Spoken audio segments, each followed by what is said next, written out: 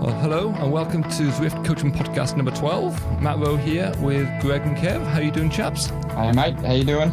Good to be here.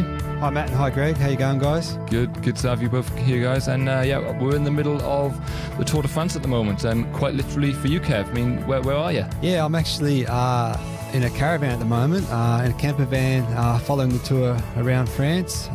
It's been a pretty big opening week, as you would have seen, and the weather's been extremely hot over here as well. But it's all been good so far. Good stuff. And how's Matt Heyman getting on since we spoke last? Yeah, had a crash in stage one, but when you look at most of the guys in the bunch, I think probably half the bunch has had a crash by this stage of the race, and that's probably something that Greg could comment on as well. Right, absolutely.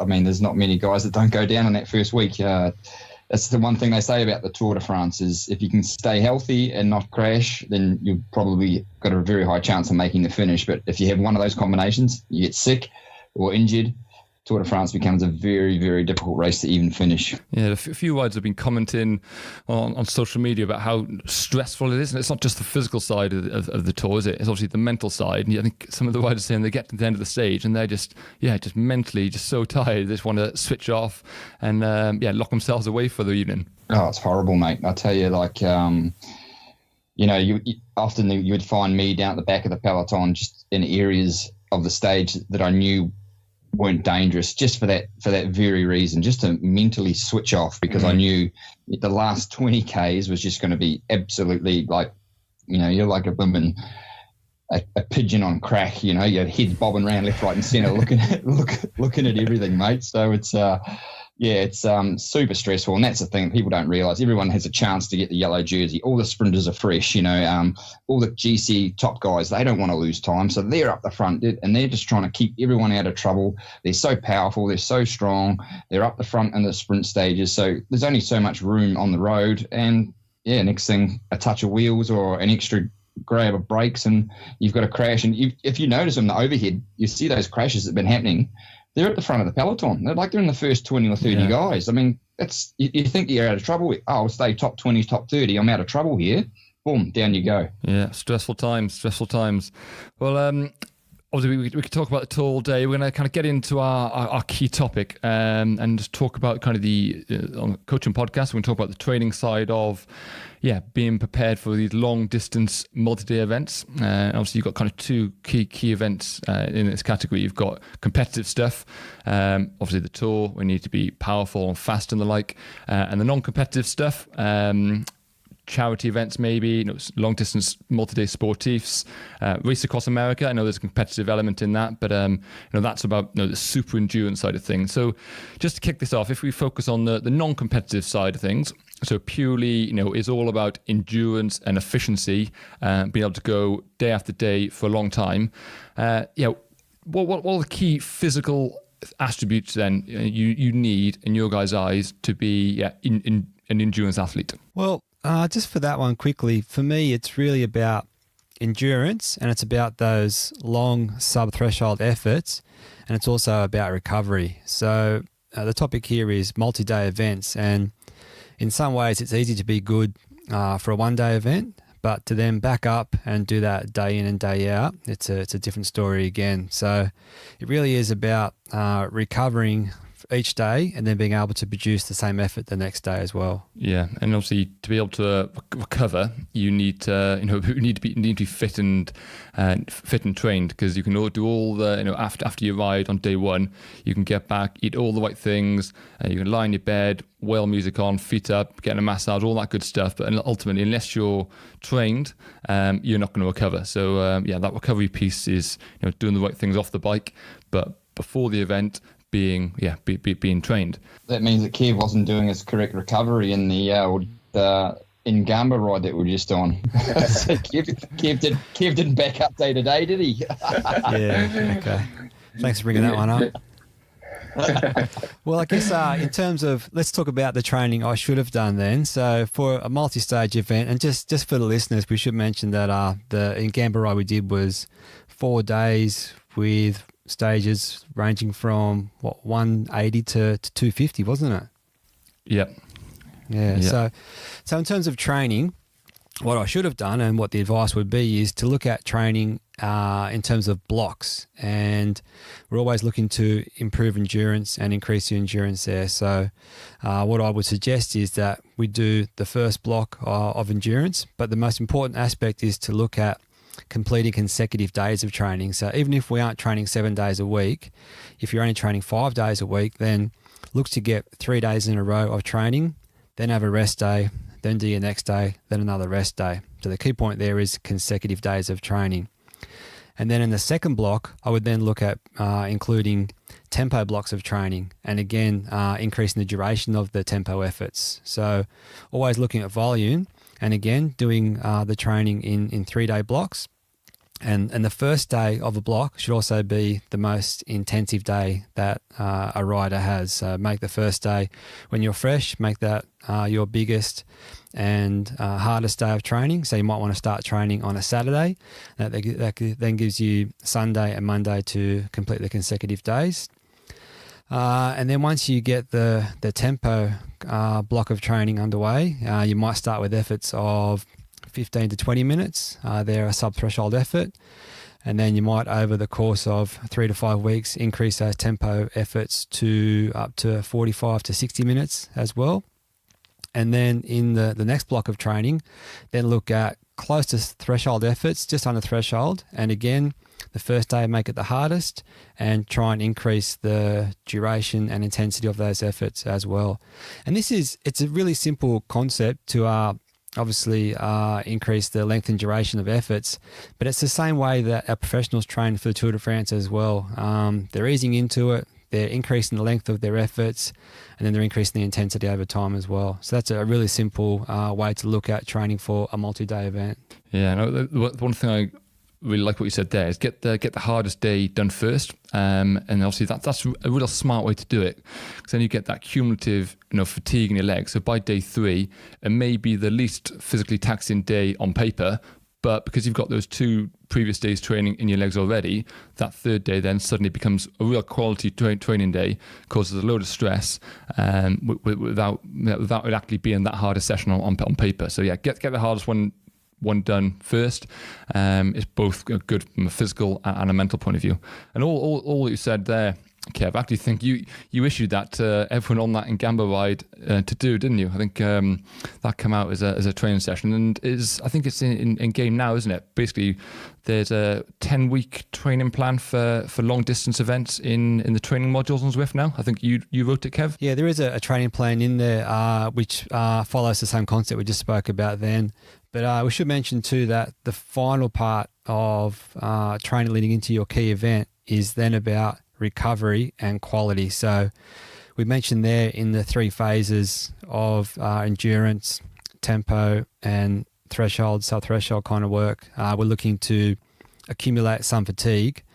Leading into your event, we want to hit every training session nice and fresh, so it's quality and good work effort. So make sure you have probably 2 rest days, might be 1 day on, 1 day off, and then an intense effort leading into your race period.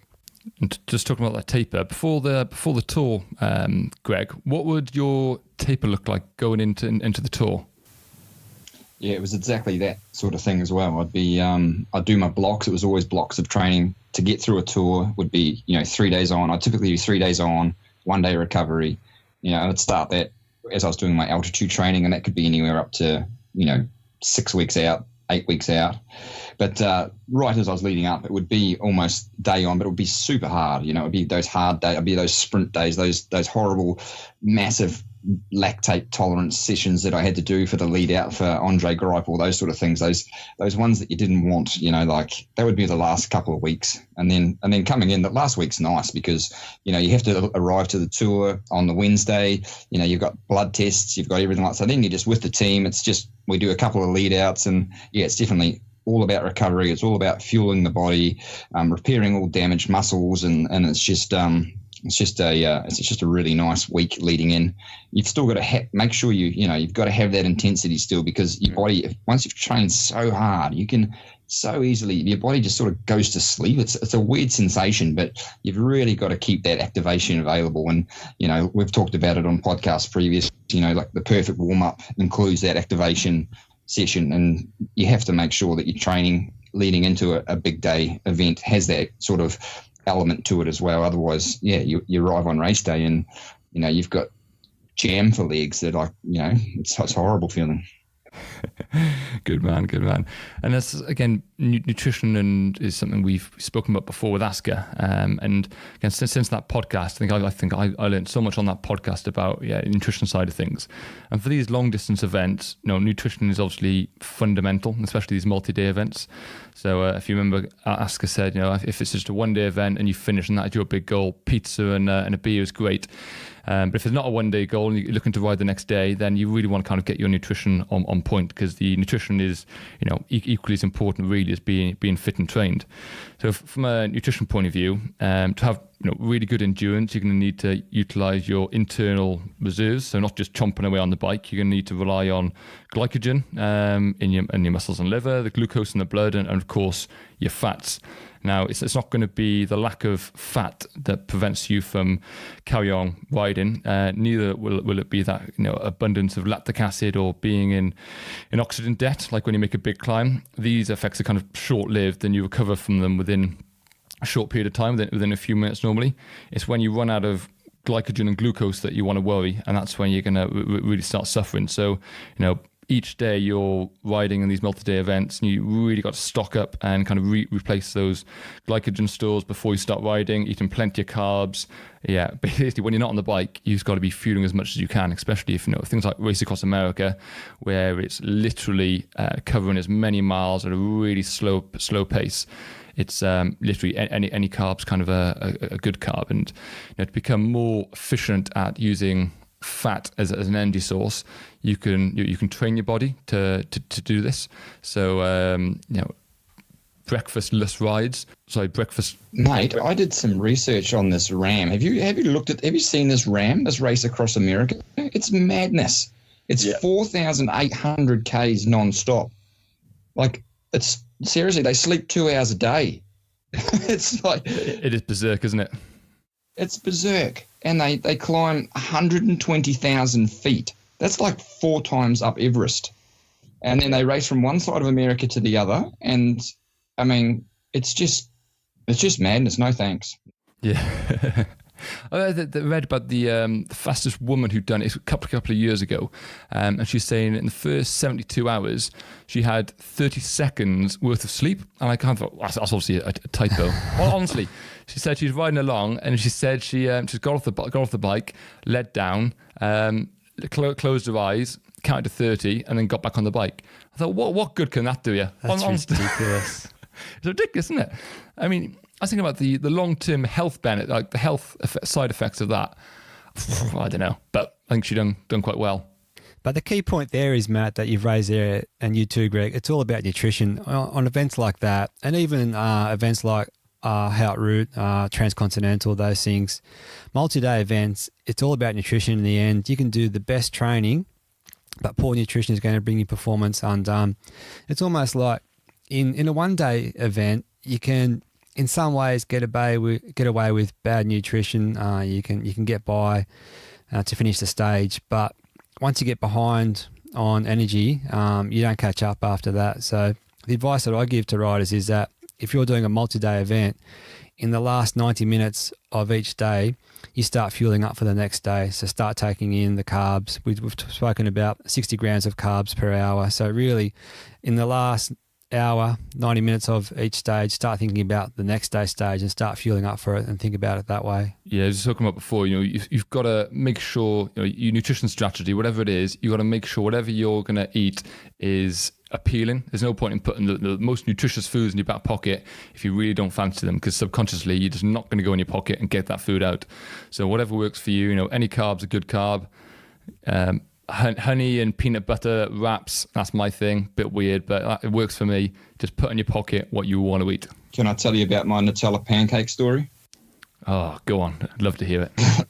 Mate, this is a classic. So, yeah, absolutely that. You start to get so sick of eating your special bars from certain sponsors and things like that. You're just looking for something that'll be tasty as you head into the third week of the Tour de France. So in the mornings we would have, we have a chef at the Tour de France. We have who does our dinners and our breakfasts. And for breakfast, I would always have these gluten-free pancakes. So I thought, this would be fantastic. I'll roll up a couple of pancakes with Nutella and wrap them in tinfoil and chuck them in my back pocket, because I'm so sick of these women's sports bars by now. Anyway, we get about 30 Ks into the stage, and of course it's baking hot. It's just, it's 35 degrees, whatever.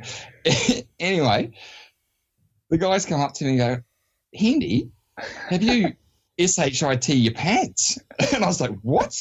No, I'm good, mate. Like, have a look. And I just had this brown fudge just from backside to breakfast time all over my. I was like, oh no, my Nutella pancakes just. And I was actually more upset that I wasn't going to get to eat my Nutella pancake. I didn't actually really care how I looked. I was just more upset I had to eat another frigging Cliff Bar. Yeah. Brilliant. I hope the TV cameras didn't catch that. So I was just going to say there, it's funny you mentioned pancakes there, Greg, because at the Tour de France, before the event starts, they have a conference here called Science in Cycling. And one of the presentations was about Connor Dunn. People might know he rides for Aqua Blue Sport. I think he's the tallest rider in the pro peloton. He's over 2 meters. But the topic was about nutrition for Connor Dunn. And the example given was before each stage of the Vuelta last year, Connor, 45 minutes before each stage, would consume 10 pancakes to get him started for the stage, because he's so big and goes through so many calories. So that's just indication of what riders are burning early in a tour stage. So 10 pancakes 45 minutes before a stage is a lot of calories, but they're going to use it. Mate, and for me it was 10 coffees because I was getting old. It was 10 coffees for Hendy. That's a ton of calories, isn't it? But the one thing I noticed, I actually watched a documentary a couple of days ago, actually, on these ultra marathon runners, and they were just consuming calories any way possible. I mean, they were at their pit stops, they were eating pizza, they were eating chocolate, KFC. It was not necessarily for them about healthy food and prepared by a chef or anything like that. It was just, I just need calories, and they would still lose 5 or 6 kilograms over the course of these multi-day events that they did, and it was just it was incredible. They were just piling down this food. I mean, you imagine these elite athletes on the tour, that your stomach's so trained to digest healthy food, and you're so primed for what's good for you. You must have such a robust gastrointestinal system that you can handle such a vast variety of food. You got your pizzas, then all of a sudden he's drinking a Coca-Cola, and then he's hooking into a bucket of KFC. It's like, mate, looks like he's just got home from a night on the Terps. Well, I guess the final thing to look at in terms of our multi-day events, we spoke about that some of the events are recreational, there's no racing involved, and some of the events do, even though they say there's no racing. An event like Halt Route, they do time each rider. So once you put a stopwatch on each rider, people tend to race for it. So in terms of strategy in an event like that, we've spoken about the training, and we've spoken about the blocks and increasing intensity and duration and so on. We've covered nutrition. But the final part really is how you're going to dose your effort over the 4, 5 or 6 day event. And my advice for these kind of events is early on, when everybody's fresh, follow wheels as much as you can, save energy, think about refueling for each stage. And in these events, there's normally one queen stage where it's either the longest stage or the most amount of climbing. And this is the day where, if you're going to go deep, if you want to improve your position in the overall standings, pick one stage and make sure you dose your effort effectively and go deep on that stage. But on the other stages, try to ride conservatively, under threshold, just long, nice, steady efforts. But pick one stage to give it a real crack and try and improve your standings if you can. Yeah, and obviously remember, once you've made a big effort, and that fatigue is in your legs. So if you make a big effort early on in a 200k day, you're going to carry that fatigue then for the remainder of that day.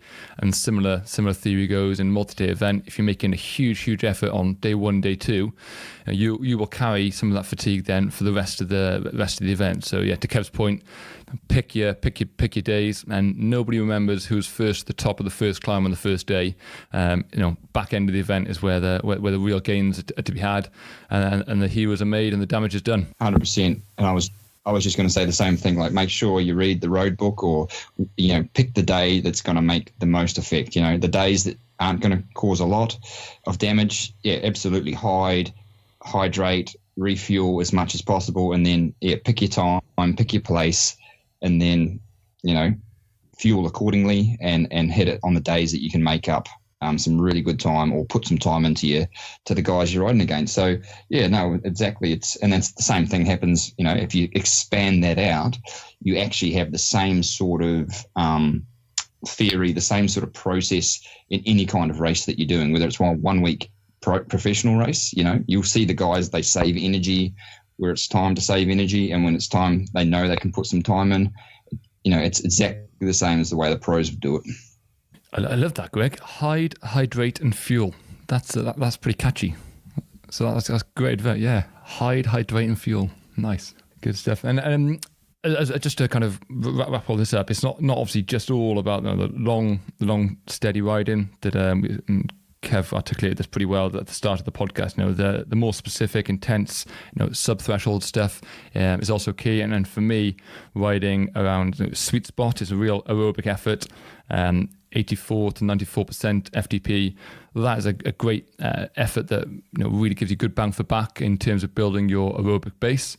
And yeah, all sorts of high intense specific training really is going to supplement your steady state riding. And I always kind of work on an 80-20-20 rule generally. So for someone, stereotypically, you would kind of go out and do 80% of your time is just steady state riding, and maybe 20% of your time is specific efforts. And those specific efforts, what better way to do them than if you're an amateur cyclist, got a job, got a busy life, in the week is your chance to get the specific efforts done. So obviously Zwift, perfect place to do it. You can just hop on maybe after a commute home from work. Say, I don't know, you got a 40-minute commute to work, 40-minute back. That's best part of hour and a half, almost hour 20 minutes commute. And then you can jump on Zwift then and do maybe half-hour Zwift session straight off the back of your commute home. That's going to be a 2-hour session with a fair chunk of steady riding, but also your shorter, sharper, intense work, and sweet spot, threshold, tempo, all the stuff that Kev mentioned. All great efforts to be chucking on the back of a commute and steady riding. Absolutely. And I think I've only got sort of 3 things of advice here would be, a really comfortable chamois as well. It's most important. If you're going to spend a lot of hours on the bike, a comfortable saddle. That's really important, obviously, too. And a backside made of leather. So that's 3 most important things, I think, other than the structured training that we've talked about. So it's it's it's something that everyone sort of looks to do, and everyone has different goals, and that's the one thing that we should really focus on here. Whether it is again the Tour de France or a personal challenge, it's your goal, but as long as you attack it the correct way, like Kev and Matt and I have explained, there's no reason why you can't actually achieve those goals, and then the next time achieve better. So it's not rocket science, but it's there is science to it, and it's if you follow simple rules, then you'll achieve those goals. Yeah, simple rules. Coming back to hydrate, and fuel. Love that simple rule. But yeah, in terms of session, obviously we attach a session to every podcast. I think, Greg, you've come up with a session for us today for the listeners to have a go at. Yeah, I've got a nice little session, and it'll give you just a nice little bump on your functional threshold power, and it'll gradually load you with lactic acid as it goes on. So basically, it's the same old trusty 1-hour workout on Zwift where, maybe you've gone out beforehand in the morning and done a nice, easy 2-hour cruise with your friends or whatever. But when you come home from work or or in the afternoon you've got time, it's an hour on Zwift, and it's about 24 minutes at or above threshold power, and it's more or less a preload of about a minute, and then some over-unders. You're under your threshold for about 40 seconds, and then we just tip over the threshold for 20 seconds. So it's almost like it's quite a similar effort to a 40-20, but it's just on that threshold limit the whole time. And we'll do a 6, 7, and 8 minute effort. And yeah, like I said, it'll give you a nice little bump on your FTP. So that'll help with your climbing, and it'll help with your time trialing. Beauty. There we go. Nice one. There we go. That kind of wraps up, I think, our chat today on long-distance multi-day events. Obviously, plenty more we could cover, but yeah, I think that'll do for today. Hopefully, there's some stuff you can take away, guys. So on to the next part. It's the cycling terminology. So I'm up to explain the term today. What have you got in store for me, guys? What's the term? Yeah, good one, Matt. Today, cycling terminology, and we're going to give you 30 seconds. We want you to describe in 30 seconds the term bonking. Off you go. Bonking. Yeah. If you're bonking, man, you're in trouble. It's that feeling of being totally blown up. Legs feel hollow. You spent all your matches. You really are blowing. It's likely your mates have left you on the road. There's no fuel in the tank. Glycogen stores are completely gone. You're not going to be in a good shape for the rest of the day. You might be sat on a curb, can of Coke in hand, 1,000-yard stare, morale in your boots. That's it, brother. That's your 30 seconds. Ooh. Good job. Good job. Yeah, nobody likes bonking, eh? I was going to say, it's probably one of those terms that has different meanings in different parts of the world, doesn't it? It also hitting the wall, we could say as well, that kind of thing. But hypoglycemic. That's the other one as well.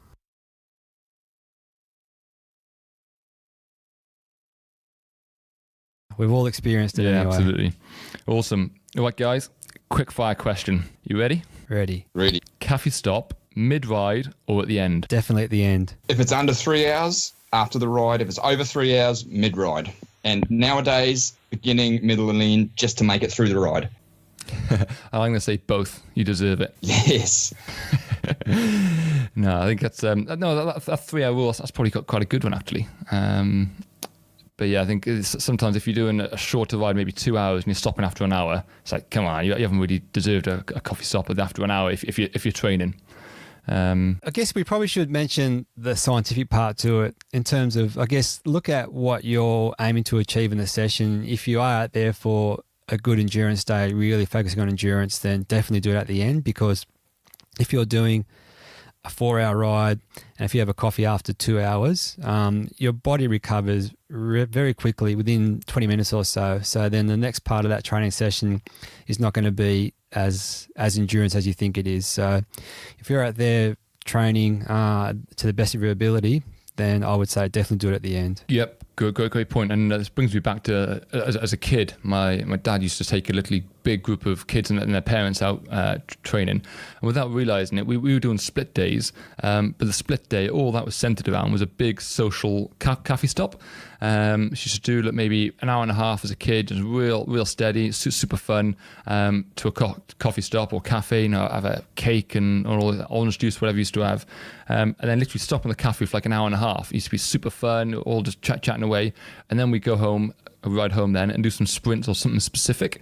So again, it's probably an area where my old man was kind of ahead of his time 15, 20 years ago, in using coffee stops as an easy way to facilitate a split day. That's actually the ideal way to put it in place, doing that. Like with that quick rest, then your body is ready to then do the high intensity work to a high level. So yeah, good strategy. Yeah, that's pretty cool, isn't it? Yeah, I like that. We used to do our coffee stops though when we were training. It was usually because it was so friggin' hot that we'd have to stop and fill up bottles, So it was like we'd call it a coffee stop, but we'd actually just stop and probably get some fuel on board. We have to fill up our bottles with water, and if we didn't have a follow car or anything like that. So if you're doing massive days, like sometimes we'd stop 2 or 3 times in the Spanish summer, because you're out in the middle of nowhere. And it may be called the coffee stop, but like you only get a coffee one time. You're actually just filling up your bottles and away you go again. So it's obviously different variations of it, but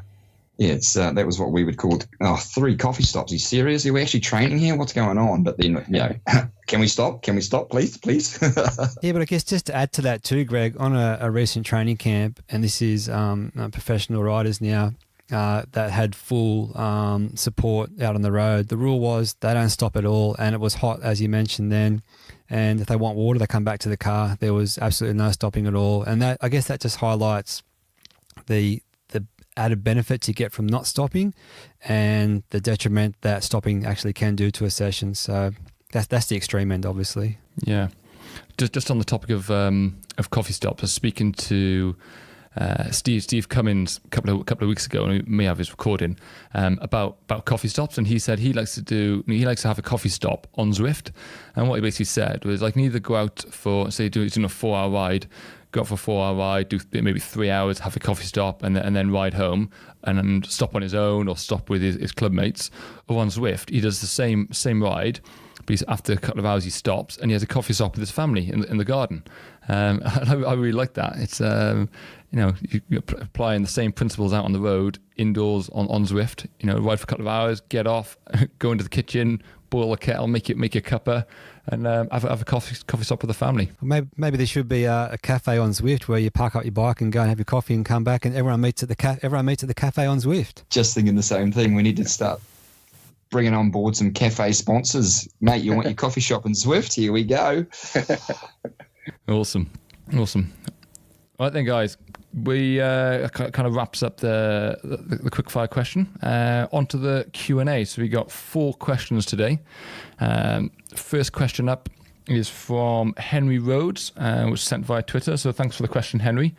So Henry is saying, I am an amateur cyclist fan and have followed many pros from the amateur ranks through to pro, such as Peter Sagan. I watched him all day lead the 2008 Paris-Roubaix to then get caught and finish second. My question is about how much of a jump is there from amateurs to going pro? Some riders seem to manage it seamlessly, while other top under 23s just can't seem to cope at that slightly higher level. Fascinating question, and if I just open up on this, because I've done a bit of digging, and it's really got me thinking. My gut kind of told me there's a big difference. Amateurs to pros, big difference. But to try and quantify it, there's a study done by a chap called Paolo Menspa. So a bit of credit to Paolo and his team, which looked into Paolo Menspa. That's him. A friend of mine, Paolo. He's at Menspa. He's a legend. He's very good. Legend. There you go. I'm glad we got his name right. Did I pronounce that right? Paolo Menspa? Paolo Menspa. There you go. Well, thank you for this, Paolo. And essentially, his study looked at the sprint finishes of races from 9 pro and 9 under 23 sprinters. So all 18 examples. Me, I'm in that study. Wicked. By the way, Rowie, I'm in that study. Oh, this is good. This is going to be great then. Yeah, I'm actually part of that study. And all 18 examples were considered successful, so placed in the top 3. So good job on your podium there, Greg. Or do you know That's which nice. race? Yeah, got a podium.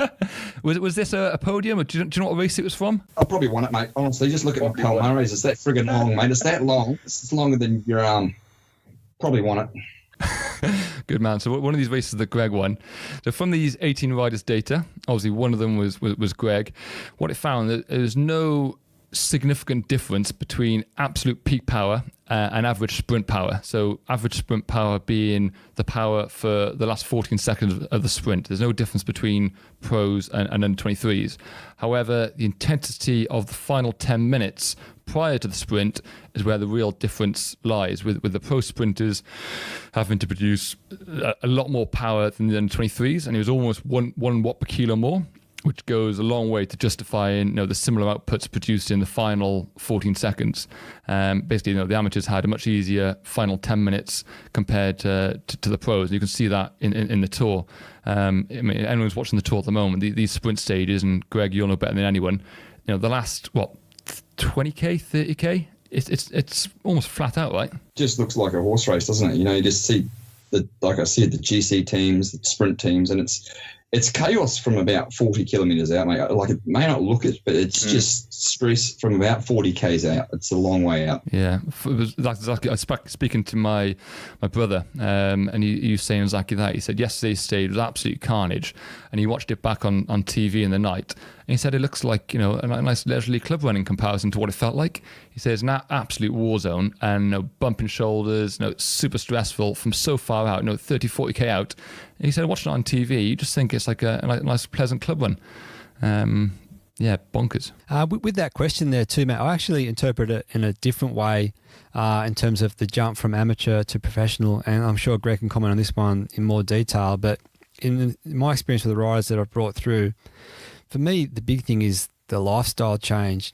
Many under-23 riders, they go from national teams or they go from pro Conti teams where everything is laid out for them, everything's provided, accommodation, training, bank accounts, things like that. And all of a sudden they're thrown into the professional ranks where they're just told to arrive at the race fit and ready to go. And some of them lose their way, not through motivation, but just lack of knowledge, or they're in a foreign country. And so in the experience that I've seen, the under-23s, everyone in that level is there because they're talented, but it's those that can then handle the lifestyle that then tend to make it as well. What's your view on that, Greg? Totally, absolutely agree. One of the young kids I look after, he's actually riding the tour this year, Tom Scully, and that was the first thing I said to him, mate. I said, mate, when you come over to Girona, I want you to set your apartment up, and you have to have an apartment that you look forward to coming home to after a race. You want to spend some money on your couch, spend some money on your TV, so that you're actually looking forward to coming back and relaxing and making it home. So you actually have life skills in the country that is now your second home, because you can't just think, oh, I'll be back in New Zealand soon. Oh, don't worry about spending money on this. Don't worry. It's just you don't evolve as a bike rider. You don't evolve as a person from there. So that was no, you're absolutely spot on there. And unfortunately, yeah, it's I don't like saying the word life, the two word life skills, but that's kind of what it is. You have to make the place that you're at. You have to make it home. Yeah, definitely. Yeah. Have you guys heard the old wives' tale? I'm not sure how much scientific evidence behind this is, but I've chatted to a lot of the guys, and on the bus and that, we talk about these guys that were just cleaning up as under 23s, and they were saying that riders racing and winning regularly at the under 23 level, they're pretty much at the best they can be, that their engine is fully developed and it won't grow much more. So therefore they turn to pro, and then, it becomes very, very hard for them. But then you go the contrary, and just a good under 23 rider, maybe he's top 5 and maybe he wins one race every now and then, but he's got room to grow, and then he's got room for his engine to build. And then, obviously there's, exceptions to the rule, there's going to be some freaks of nature that just rip under 23 and then turn pro straight away and start destroying the field. But there's, you look at this, it's actually got some merit to it. There's actually some, I don't know if, like I said, I don't know if it's any scientific background, but there's actually a number of riders that have done that. They've just cleaned up under 23, they turn pro. And maybe again, if maybe there's a mental bit where I've just cleaned up, I'm so good at under 23, I'll come and race pro. And then, they've just a different lifestyle. Everything's expected. They do it themselves. And then they just sort of fall off the edge, whereas a guy that's not quite winning all the time, he's forced to fight. He's doing everything perfect. So he's already has those intrinsic values in place. So he always looks after himself. He always recovers properly. So you take that to the pro level while you're still developing as a bike rider, while you're still developing as an athlete, your performance is increasing, and your physiology is basically improving as you get older. You've already have these intrinsic values of recovery, good eating, that you bring that on board as you turn pro, and then you take that next step up. So I wonder how much that actually plays into a part of these guys that, as the question asks, some people find it difficult to jump to pro, some find it pretty easy to jump to pro. I wonder if that has anything to do with it. No, I reckon you're definitely right there, and that's my experience as well. there's nothing scientific that I've seen on that, but I think it's just through what we see ourselves. And you hit the nail on the head there. It's the guy that comes 5th and 6th, and he has to fight and work hard. He has to learn how to train well and recover well to get those places. And it's the same in under 19s. Like sometimes, people develop faster than others and earlier, and their natural ability helps them to win races. Sometimes those riders don't learn a good work ethic to train hard. It's just natural ability gets in the race, wins, but it's the other guy that has to fight to get there. I was actually at one of the team buses at the tour here a couple of days ago talking to one of the managers, and he was saying to me that they purchased the rider that beat Caleb Ewan at under 23 Worlds, and his frustration, he was saying to me, we bought the rider that beat Caleb 5 years ago at under 23 Worlds, and what's he done for us since? And he said, look at what Caleb's been doing. And that's a good example there of the rider that doesn't quite win but learns how to work hard, it then goes on to make something of himself in the pro ranks. So that, for me, that really summed up the point we're talking about here. Yeah, completely agreeing. I guess taking that step, taking it even further back into the youth ranks, under 12s and under 14 as kids. It's often the kids who aren't, cycling 5 days a week and have got the best bike and are really performing as a 13-year-old that go on to be a pro. It's the kids who are cycling a couple of times a week, also play a bit of football, a bit of rugby, a few other sports that and then turn into be fairly good 16-year-olds. That then when they turn more focused to cycling, kind of really progress. It's that natural rate of progression. I think sometimes it can be too much too young. Yeah, I used to take junior national teams, road teams away into international events, and it'd be a team of 5 or 6. And I would say to the young guys, statistically, there's 5 of you here, only one of you is going to make it to the professional ranks. I would say, which one of you is it going to be?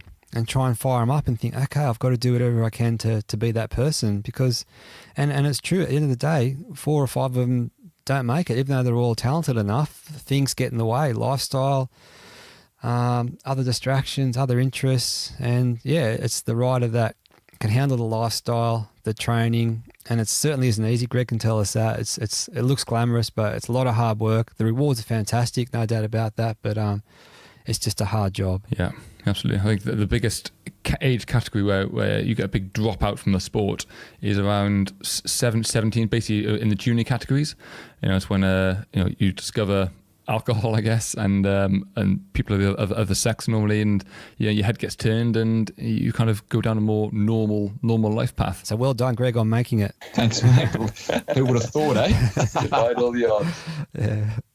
Now, out of interest, Greg, what was your as a kid? Now, when did you get into the sport, and did you have success as a kid and junior, or were you not in the sport then? Mate, it's not the size of the fight and the dog. Oh, hang on, what's the saying? It's not the size of the dog and the fight. It's the size of the fight and the dog. I started in BMX actually. I was a little BMX mongrel, and so I was racing at age of 5. So yeah, bikes have been in my life, but I think you touched on the diversity. So I was also playing rugby. I was also athletics. So it wasn't just bikes, and I think that was the key.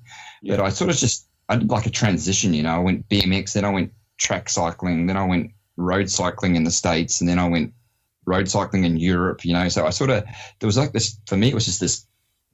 I'm always the type of guy that needs a challenge, So then I wanted to be, okay, I want to be the best at that. Okay, I did that. I want to get better at that. Okay, I did that. Okay, I want to be, I'll be honest, I never even grew up.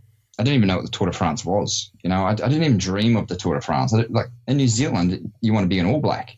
So it was, I just was good on the bike. I was just really fast. I was always fast as a kid. I wasn't that big or anything like that. I still am not that big, but so it wasn't like I was dominant, powerful wise. I was always just crafty. I could always find my way to the front.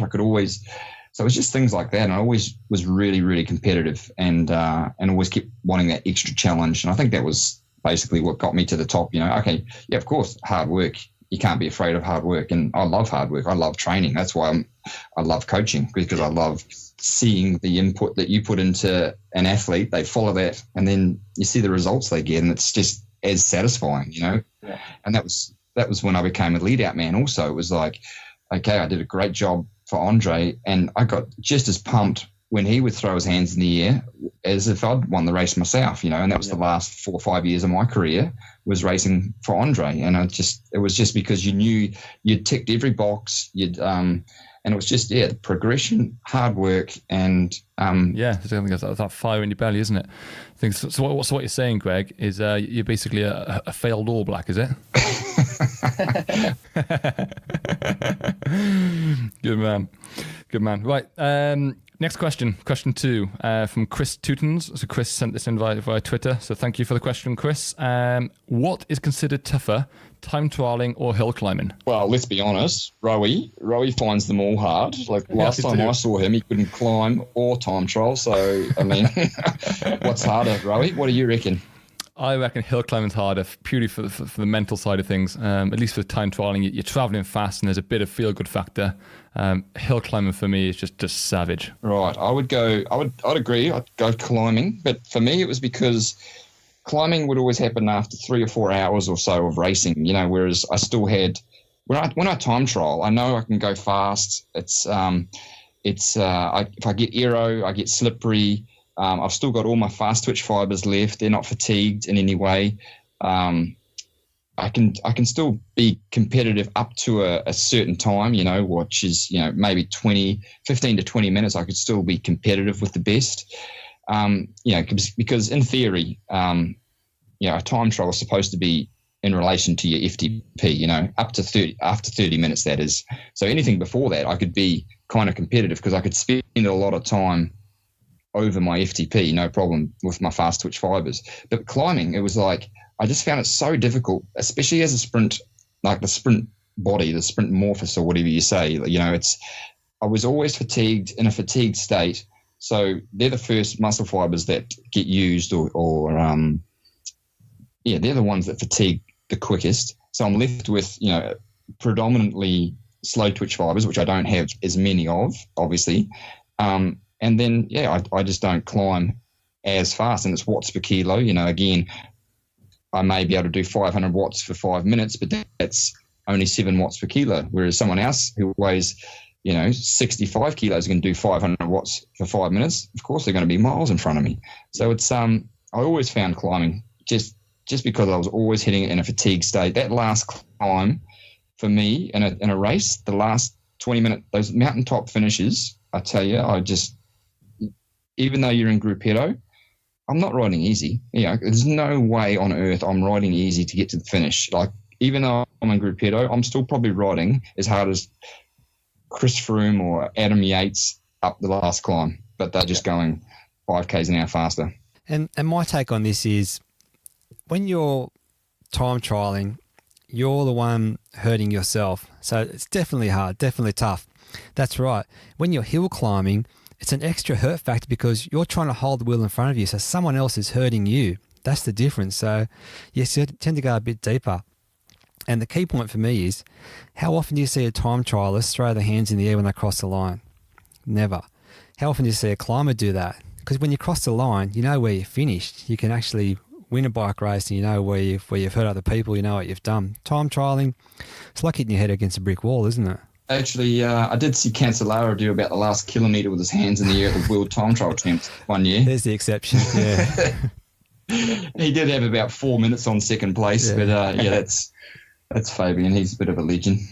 Yeah, absolutely. Right, guys, third question from Deacon Cutram via Twitter. Why is it that two riders, both weighing around 80 kilograms with an FTP of 280-ish, have a very different climbing abilities? Take, for example, me and my friend who drops me on pretty much every long climb, whilst on shorter climbs, I can stay with him. So for me, I think part of this comes down to the mental side of things. If you've got two friends, who you and your mate, and you're always used to riding with each other, and you've kind of got that pecking order, you're going to come to a climb, and the guy who is, in this perceived stronger climber, he is going to climb that hill better because it's his chance to shine. He's going to get to the bottom of the climb. He's going to dig really deep and commit to it, as opposed to the friend who is the weaker climber or the perceived weaker climber. He is going to get to the climb and think, oh well, I can't keep up anyway, so I may as well just tap up easy. So I think there's a big psychological factor. I think the physical difference between two riders who on paper appear fairly similar is the physical difference is exacerbated by that kind of the perception they have of each other. Yeah, and for me here, the key point here is the duration of the effort. The question talks about long climbs and shorter climbs, they can stay with them. So perhaps the watts per kilogram is stronger for a shorter effort. And also, in some ways, it's a little bit vague because they're saying around 80 kilos and around an FTP of 280. So if you're weighing 79, your FTP is 275. 1 kilo over 30-minute climb is going to make a huge difference. Yeah, that's exactly what I was going to say. That was the one thing I picked up on. I mean, great points brought up by both of you, but it was the vagueness, around 80 kilos, around, 280 watts. You have to remember that it has to be exact because even 2 kilograms uphill, that's 14 watts extra you have to push if you're 2 kilograms heavy, which is, that's 5% of your threshold that you have to push. So it's, once I think the most important thing here, if you wanted to be, if it was still out, then there'd be something to look at. But if you did exact threshold and exact weight, I think you'd be a lot closer. Good stuff. Fourth and final question from Karina Knutson, who's saying, my 11-year-old son can produce a better watts per kilo than me on Zwift, which seems to amuse him a great deal. However, when out on the road, he can't keep up with me. Maybe watts per kilo isn't all it's cracked up to be, or is there a calculation error in Zwift? Point for me, Zwift does have a minimum weight limit at 45 kilos. So if your 11-year-old son is under 45 kilos, he's going to be in at 45 kilos. So he's able to exceed your watts per kilo with a good amount of effort. Yeah, my take on this is through experience, the calculation is very accurate on Zwift, and the example being on out to Zwift, if I change my weight by 1 kilo either side, the sensations and the time is all accurate, and that comes from actually riding outdoors in real life and on Zwift as well. So no problem there with the calculation in Zwift. I think we've just got to look at what the exact weight of the child here is. And I've heard that from a few people with putting their kids on Zwift because there's a minimum weight of 45. It's probably not quite accurate for children just yet. So what you're saying is maybe the little kid pulled a Zwifty on him, eh? And his weight was way off. You get it? You see, you like what I did there? He pulled a Zwifty. Nice. His weight was way off. Hey, pulled a Zwifty. Good man. Pulling a Zwifty to the calf. Nice. I'm a freaking comical genius, guys, and my talent is wasted. Awesome. Anything else to add, guys, before we wrap this one up? Yeah, I had just one more point, Matt, I wanted to bring up while I'm at the Tour de France here. When I was at the team time trial, started that stage, I was observing rider warm-ups just out of interest because that was one of our podcast topics was the duration of a warm-up and what the ideal warm-up is.